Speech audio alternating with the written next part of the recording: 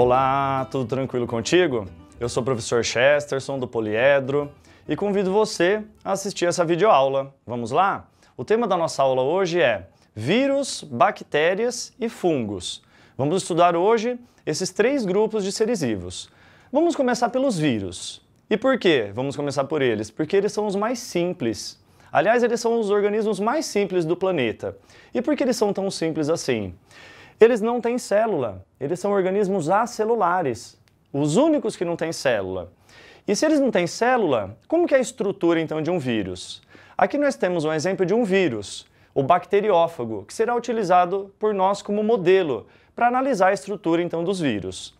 Todos os vírus, eles possuem um envoltório denominado cápsula ou capsídeo. Esse envoltório é formado por proteínas. E essa cápsula é fundamental para a proteção do vírus, proteção do material genético, mas ela é importante também para a fixação do vírus nas células que eles vão parasitar. Mas não tem só a cápsula, os vírus também possuem material genético. O material genético dos vírus ele pode ser o DNA, como no caso aqui do bacteriófago, que tem DNA como material genético, mas alguns vírus possuem RNA como material genético. Então, uma outra característica deles é apresentar material genético, porém, diferente das outras formas de vida, que possuem DNA e RNA, os vírus eles têm DNA ou RNA. Mas existem alguns vírus que são mais complexos que esse aqui. E um exemplo é o HIV, o vírus que causa a AIDS. Ele é um pouco mais complexo. E por quê? Ele possui a cápsula, formada por proteínas, ele possui como material genético o RNA, duas moléculas de RNA, mas além dessa cápsula e do material genético RNA, ele tem um envoltório externo. O nome desse envoltório é envelope, é um vírus envelopado. E esse envelope ele é nada mais, nada menos que a membrana plasmática da célula que esse vírus parasitou anteriormente, no caso, o linfócito TCD4. E quando o linfócito vai liberar o vírus, ele envolve o vírus com a membrana plasmática. Então, na verdade, o envelope é uma membrana plasmática da célula parasitada, por isso que ele é um pouco mais complexo. Mas, além disso, ele tem também algumas enzimas dentro dele, que são fundamentais para a reprodução dele dentro da célula. A mais importante, que você não pode esquecer, é essa aqui, a transcriptase reversa. Então, o HIV é um pouco mais complexo, mas mesmo assim, ele não tem célula. Eles não têm célula, os vírus, e por isso eles não têm metabolismo próprio. Eles não conseguem produzir nada sozinhos. E é por isso que eles são dependentes das células. Todos os vírus, veja bem, sem exceção, são parasitas intracelulares obrigatórios. A reprodução deles ocorre apenas dentro das células parasitadas. E vamos acompanhar então como que é a reprodução dos vírus aí dentro de uma célula. Vamos utilizar, lógico, o bacteriófago, que é o modelo didático aí de reprodução dos vírus. Tudo começa, veja bem, com a fixação do vírus na superfície da célula que ele vai parasitar. No caso aqui, a bactéria. Então, essa é uma etapa importante da reprodução dele. E é nesse momento que a gente percebe a especificidade. Por que o bacteriófago não parasita células humanas? Porque ele não consegue se fixar na superfície das nossas células, mas na superfície da bactéria ele consegue se fixar.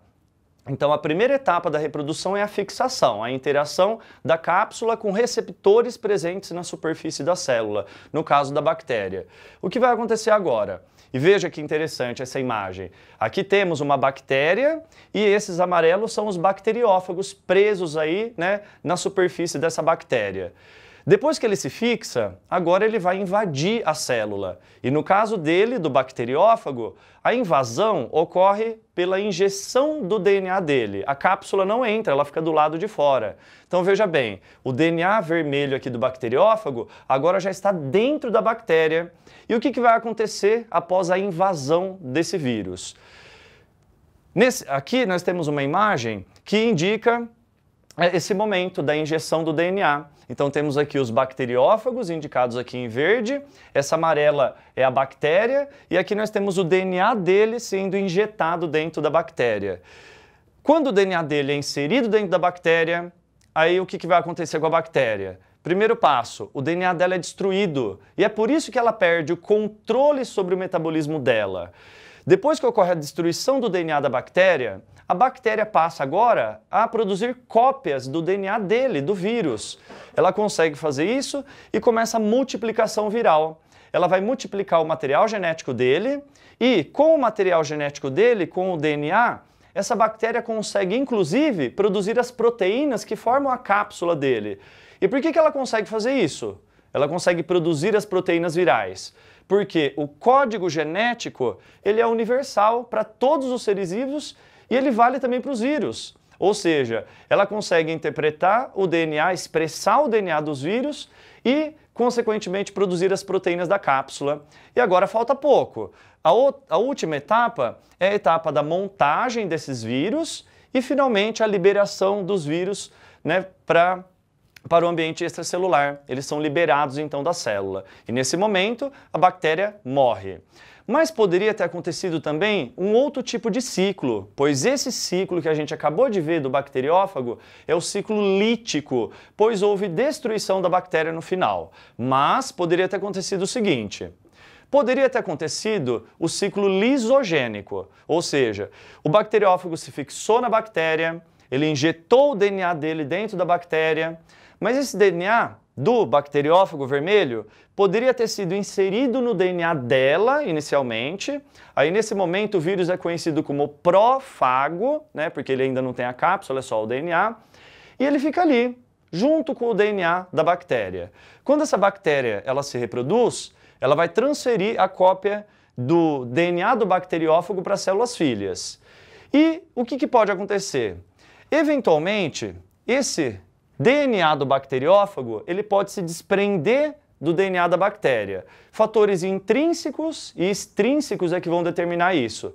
E quando isso acontece, o DNA dele se desprende, aí sim começa então a reprodução, né, desse vírus e a destruição da bactéria no final. Então esse ciclo é conhecido como lisogênico, né, no bacteriófago, e esse aqui é o ciclo lítico. Os vírus, portanto, são todos dependentes de células para a reprodução. Eles têm uma grande importância para nós. E por que eles são importantes para nós? Eles podem ser utilizados no controle biológico de pragas. Um exemplo é a utilização do baculovírus no controle da lagarta da soja. Além disso, eles são utilizados na engenharia genética, porque eles são excelentes vetores de genes. Utilizamos os vírus para inserir genes dentro das células, mas eles são importantes também porque eles causam doenças e temos que estudar os vírus para saber quais são os mecanismos de profilaxia, de tratamento dessas doenças. E aqui nós temos alguns exemplos de doenças que são causadas por vírus: AIDS, a dengue, a gripe e HPV, além de outras como febre amarela, ebola, raiva. Então, por isso, eles precisam ser estudados por nós. Os vírus, eles são diferentes das outras formas de vida, porque não tem célula e não tem metabolismo próprio. Porém, eles têm algumas características compartilhadas com os outros seres vivos. E quais são essas características? Material genético, todos os seres vivos têm material genético. Aliás, o mesmo código genético que as outras formas de vida. E além disso, reprodução, eles são capazes de gerar descendentes. E uma outra característica compartilhada é a evolução biológica, ou seja, os vírus eles realizam mutações e por isso, né, também tem evolução biológica, características compartilhadas com as outras formas de vida. Estudamos os vírus, que são os mais simples. E qual será a diferença entre os vírus e as bactérias? Vamos analisar essa diferença? Muito bem, nessa segunda parte da aula, vamos estudar agora as bactérias.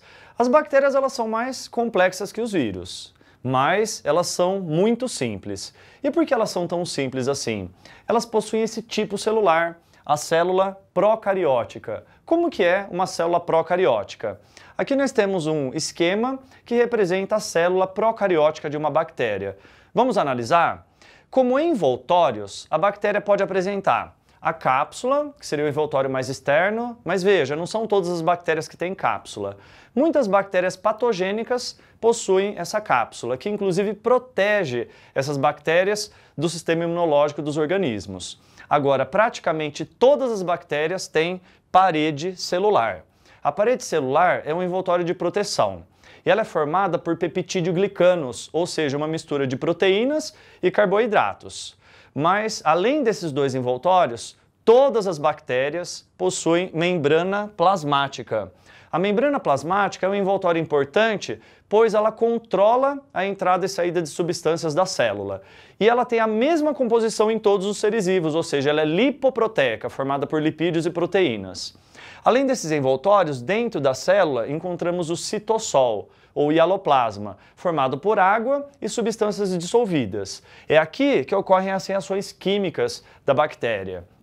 A única organela presente na bactéria é o ribossomo. O ribossomo é a organela responsável pela produção de proteínas, então as bactérias conseguem produzir as proteínas que elas necessitam para a sobrevivência. Esses ribossomos são um pouco menores que os ribossomos das células eucarióticas.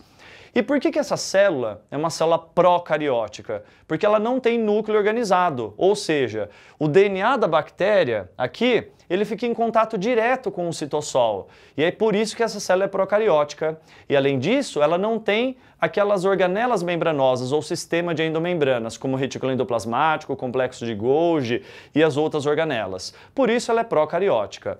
Além disso, podemos observar flagelo aqui nesse esquema. Não são todas as bactérias que têm, mas algumas possuem flagelo para deslocamento e elas possuem também pedaços menores de DNA, os plasmídios. Esses pedaços menores são importantes para as bactérias, porque elas podem transferir esse plasmídio para bactérias vizinhas, e eles são importantes também para nós. Por quê para nós? Porque podemos utilizar esses plasmídios na engenharia genética como vetores de genes. Então essa é a célula procariótica da bactéria. As bactérias, elas estão classificadas ou incluídas em um domínio de seres vivos. Como que os seres vivos são classificados hoje em dia? Os seres vivos eles são divididos em 3 grandes grupos ou domínios. E onde estão as bactérias? As bactérias estão incluídas no domínio bactéria, mas temos outro domínio de seres vivos onde esses organismos possuem células procarióticas, é o domínio árquea, são as árqueas. E um outro domínio é o domínio eucária. E aqui nós temos os organismos eucariotos, ou seja, que possuem núcleo organizado nas células. As bactérias, elas são muito abundantes no planeta e elas têm uma grande diversidade metabólica. E por que essa grande diversidade metabólica? Porque elas foram os primeiros seres vivos que apareceram aqui no planeta, então tem muito tempo de evolução.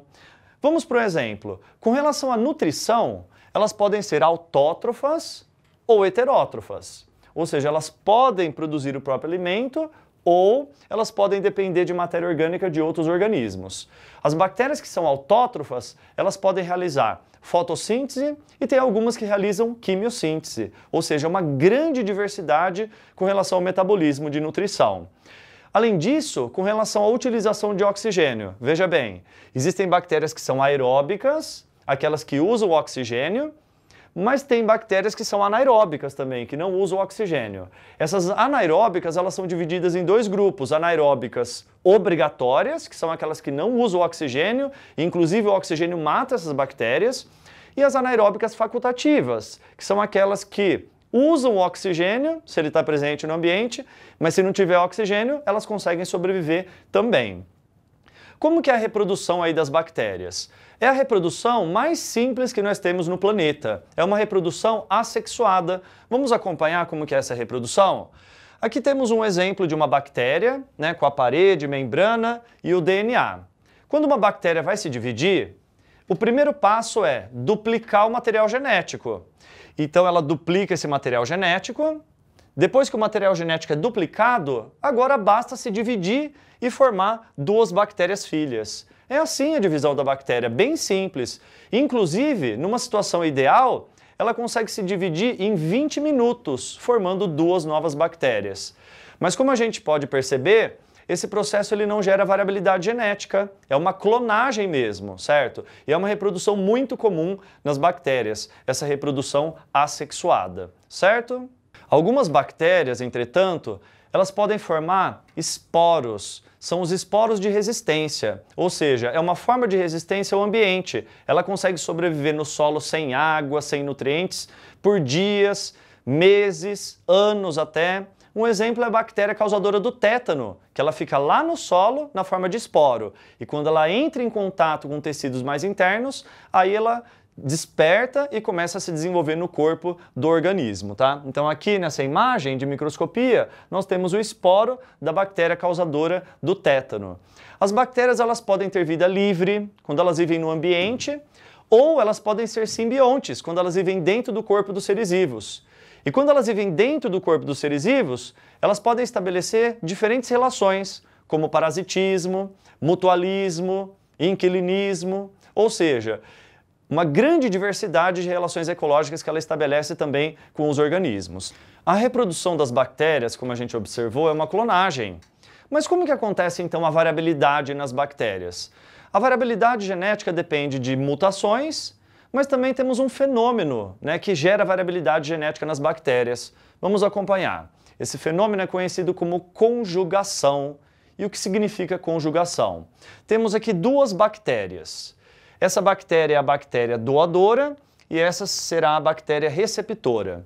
Quando essas bactérias se aproximam, essa bactéria doadora possui um pelo sexual. Esse pelo sexual ele vai se conectar com a bactéria receptora, elas vão se aproximar, entre elas será formada uma ponte, que é a ponte de conjugação, e a bactéria doadora ela vai transferir um pedaço de DNA ou o DNA todo dela para a bactéria receptora. Porém, ela faz uma cópia desse DNA antes da transferência. Aqui nós temos o exemplo de um plasmídio presente então na bactéria doadora.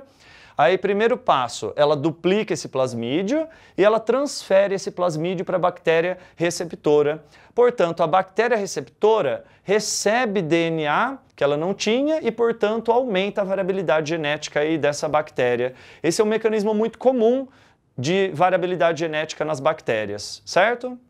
Muito bem, as bactérias são organismos muito abundantes no planeta. Inclusive, elas vivem dentro de nós, no nosso intestino, e vivem dentro das nossas células. Isso mesmo, existe uma teoria, que é a teoria endossimbiótica, que propõe que organelas celulares se originaram de bactérias que foram englobadas. Isso mesmo, vamos acompanhar essa teoria?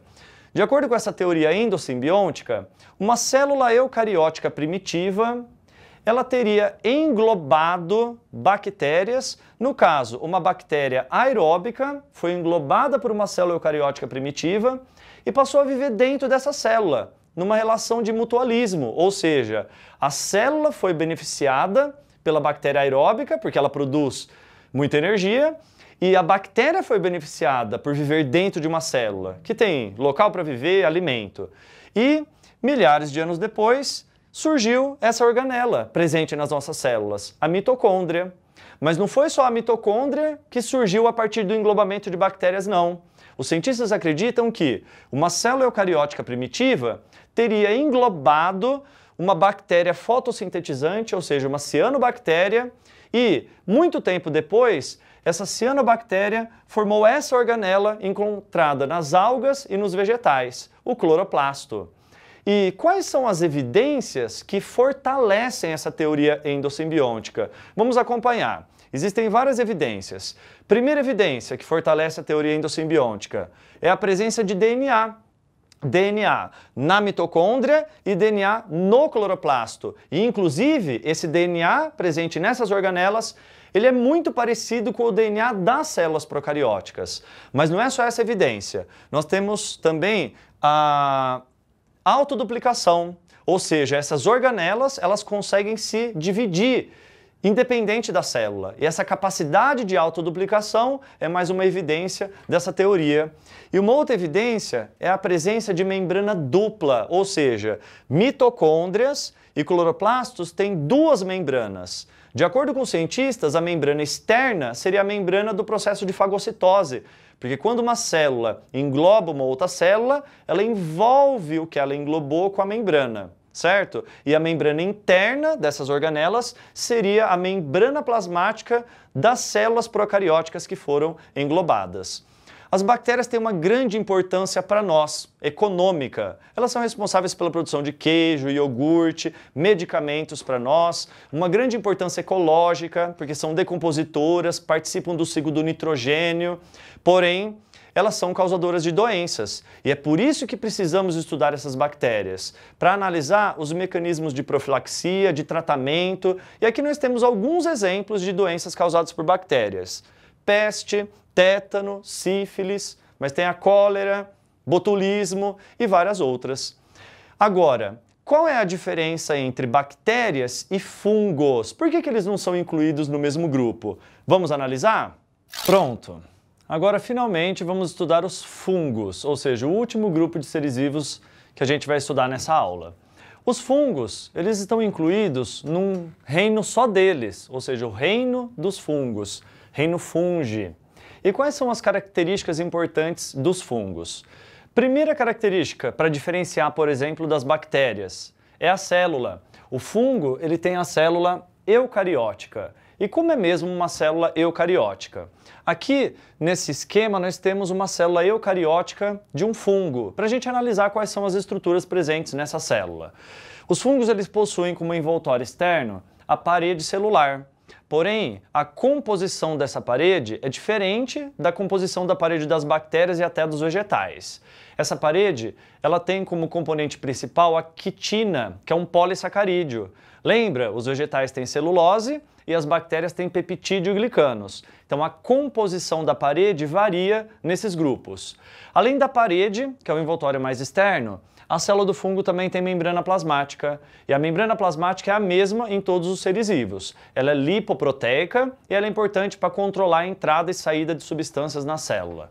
Por que essa célula é eucariótica mesmo? Ela é eucariótica porque ela possui o núcleo organizado, ou seja, agora nós temos uma carioteca, o envoltório nuclear, que vai separar o DNA do citoplasma, do restante da célula, diferente das bactérias, né, que o DNA fica em contato direto com o citoplasma. Então aqui nós temos o núcleo, mas não é só o núcleo, tem várias organelas membranosas ou sistema de endomembranas na célula do fungo. Olha alguns exemplos aqui comigo. O retículo endoplasmático, temos a mitocôndria também, o complexo golgiense e outras estruturas presentes. Então a diferença entre bactérias e fungos é a célula. Fungos têm célula eucariótica e bactérias têm célula procariótica. Além disso, qual é o tipo de reserva presente nos fungos, que é uma diferença importante aí para outros seres vivos? A reserva energética é o glicogênio, ou seja, um polissacarídeo, um polímero de glicose, e é o mesmo tipo de reserva que a gente encontra nos animais, diferente das plantas, porque as plantas têm amido como substância de reserva. Os fungos, eles podem ser unicelulares, como as leveduras. Porém, muitos fungos têm o corpo formado por mais de uma célula, são pluricelulares. E como exemplo nós temos os cogumelos, os mofos, e aqui nós temos um esquema do corpo de um cogumelo. Os fungos que são pluricelulares, eles têm o corpo formado por filamentos de células. Esses filamentos são as hifas, é um termo que aparece para os fungos, específico de fungos. Esses são os filamentos de células denominados hifas. Porém, essas hifas, elas se juntam e esse emaranhado, esse conjunto de hifas, forma essa estrutura conhecida como micélio. Você sabe, né, que o corpo do fungo mesmo é essa parte aqui, que está em contato aqui com a matéria orgânica presente no solo. Mas o cogumelo, em especial, ele tem essa estrutura aqui que a gente observa. Essa estrutura, o nome dela é corpo de frutificação, ou seja, um órgão de reprodução presente aí no fungo. E a gente já vai estudar o ciclo de reprodução do cogumelo para a gente analisar quando que essa estrutura surge. Porém, essa estrutura, ela também é formada por hifas. E a diferença é que as hifas que formam essa estrutura têm 2 núcleos por célula, enquanto essas hifas que formam aqui esse micélio têm apenas um núcleo por célula. Então os fungos que são pluricelulares, eles têm o corpo formado por hifas e por micélio também, certo? Muito bem. Os fungos, diferente aí de outras formas de vida, eles são heterótrofos. Mas eles são heterótrofos por absorção. O que significa isso? Diferente dos animais, que são heterótrofos por ingestão, os fungos, eles vão jogar as enzimas digestivas no alimento, na matéria orgânica que eles vão se alimentar. A digestão ocorre fora do corpo deles, portanto, é uma digestão extracorpórea, e eles vão absorver os produtos de digestão, por isso heterótrofos por absorção. Como que é a reprodução dos fungos agora? Vamos comparar então com a reprodução das bactérias e dos vírus que a gente já estudou. Os fungos, de uma forma geral, eles se reproduzem por meio de esporos, que são células reprodutivas importantes aí desse grupo. E vamos acompanhar aqui o ciclo do cogumelo para a gente analisar como que é esse ciclo reprodutivo dos fungos. Temos aqui os esporos, que são as células reprodutivas. Quando os esporos, que são transportados pelo vento, eles caem no local ideal, com água, nutrientes, eles germinam. E quando eles germinam, eles dão origem às hifas, que são aqueles filamentos do fungo. Nesse caso, essas hifas elas são formadas por células que possuem apenas um núcleo em cada uma delas, ou seja, são hifas monocarióticas. Nesse esquema, essas duas hifas, elas pertencem a fungos da mesma espécie, mas em indivíduos diferentes. Quando essas hifas elas se encontram no solo, pode acontecer uma fusão entre elas. Esse fenômeno é conhecido como plasmogamia. E nesse momento, ocorre a formação de uma célula com dois núcleos dos fungos da mesma espécie, mas de organismos diferentes. E aí, nesse momento que ocorre essa plasmogamia, nós temos a formação agora de um micélio composto por células com dois núcleos. Portanto, agora essas hifas elas são dicarióticas. E é nesse momento, após a plasmogamia, que surge o corpo de frutificação, que é essa estrutura reprodutiva presente no fungo. Somente após a plasmogamia é que ocorre a formação dessa estrutura, que é uma estrutura reprodutiva presente aí nos cogumelos. Aqui nós temos um vídeo mostrando então o surgimento desse corpo de frutificação. Esse corpo de frutificação serve apenas para a reprodução do fungo, não se esqueça, não é a parte mais importante dele. A parte mais importante dele está em contato aqui com o solo, responsável pela nutrição e crescimento. Essa é uma estrutura responsável pela reprodução. Quais são as partes desse cogumelo?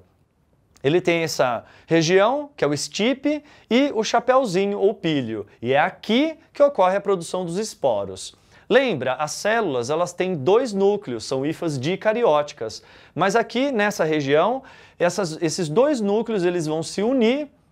Esse processo parece uma fecundação e ocorre a formação de apenas uma célula, o zigoto, uma célula diploide. Porém, a primeira divisão que será realizada por esse zigoto é a meiose. E você sabe que a meiose é uma divisão reducional. Portanto, quando o zigoto se divide aqui, ele forma 4 células e essas células são haploides, pois a meiose é uma divisão reducional. Ela diminui o número de cromossomos da célula.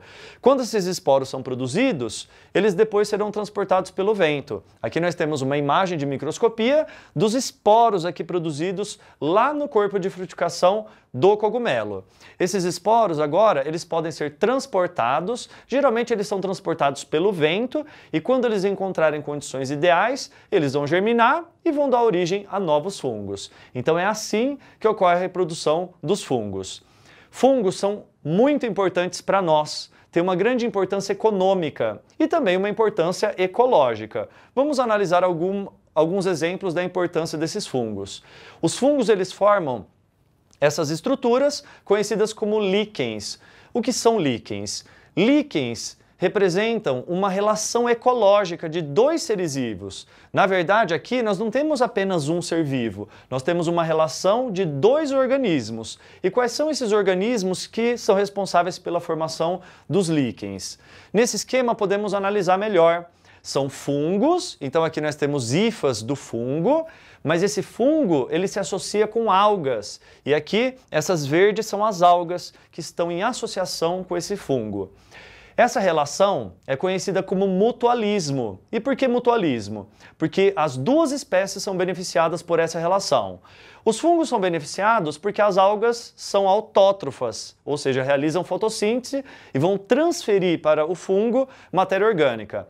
Em contrapartida, a alga também é beneficiada porque o fungo ele vai absorver água e minerais e vai transferir para essa alga. Então é uma relação de mutualismo onde os dois são beneficiados. Um outro exemplo de relação de mutualismo é o que acontece entre as plantas e os fungos. Essa relação é conhecida como micorriza. Mico significa fungo e rhiza, raiz. Então são as raízes das plantas que realizam essa parceria com os fungos. E também é uma relação de mutualismo, não é um parasitismo. A planta é beneficiada com essa relação. Veja essa imagem. Nós temos aqui a semente de um pinheiro, na verdade a plântula de um pinheiro, uma plantinha pequena, e nas raízes dessa planta podemos observar hifas do fungo. Essa amarela é a raiz da planta e essa parte branca representa as hifas do fungo. Qual é o benefício para a planta quando ela faz essa parceria com o fungo? Os fungos, eles aumentam a área de absorção de água e de minerais para a planta. Então ela é beneficiada, ela consegue crescer mais rápido. Em contrapartida, o fungo também é beneficiado. Por quê? Porque as plantas são autótrofas, produzem matéria orgânica e transferem essa matéria orgânica para os fungos. Ou seja, uma relação de benefício mútuo, por isso, mutualismo. Aqui, nesse esquema, a gente pode perceber que as hifas, elas invadem as raízes e às vezes invadem as células. Mas veja, não é um parasitismo, é uma relação de mutualismo extremamente importante para as plantas e para a agricultura. E os fungos também são importantes porque eles podem produzir antibióticos para nós. Aqui nós temos uma placa de Petri, essa é a bactéria crescendo na placa de Petri e aqui nós temos um fungo crescendo na mesma placa de Petri. Aliás, foi assim que aconteceu a descoberta dos antibióticos. Em 1928, um cientista Alexander Fleming percebeu isso aqui numa placa de Petri que ele tinha lá no laboratório dele. Vamos analisar o seguinte, aqui está o fungo e aqui está a bactéria. Perceba que perto do fungo as bactérias não conseguem crescer. E por quê? Porque esse fungo aqui, no caso o penicillium, ele produz uma substância que mata as bactérias. Essa substância é a penicilina, um exemplo de um antibiótico. Portanto, os fungos eles são super importantes para nós também, certo? Bom, esses são os fungos. A gente estudou hoje nessa aula vírus, bactérias e fungos. Agradeço a sua participação, convido você a assistir outras videoaulas que eu tenho certeza que vão te ajudar muito aí no Enem. Um grande abraço e tchau, tchau!